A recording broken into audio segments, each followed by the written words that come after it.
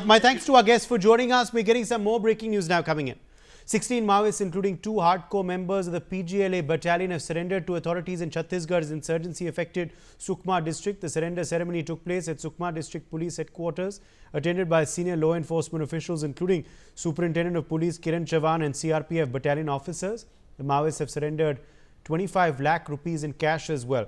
Deepak Vishwakarma joins us for more on this story. Deepak, give us more details about this incident in Sukma. Obviously, it's a relief for security forces with this news coming in.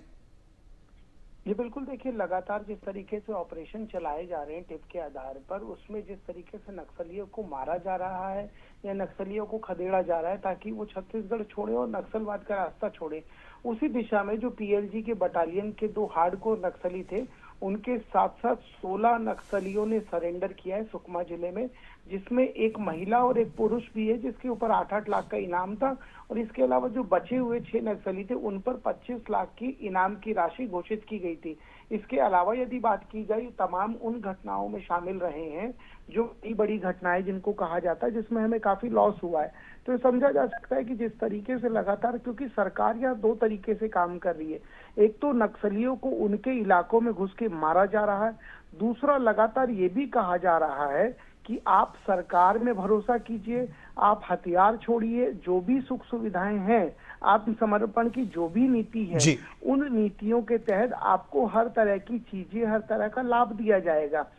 यदि आपका परिवार है तो उनको school भी लेगा, और भी बहुत सारी जो सरकार की नई नई स्कीम्स हैं उसके तहत आपको फायदा दिया जाएगा। तो इसमें देखिए, एक तरफ तो डर भी है कि कहीं हम मारे ना जाएं, क्योंकि वो कहा जाता है कि जब लीडर मारा जाता है तो जो नीचे की सेना होती है वो अपने आप ही धराशायी हो जाती है।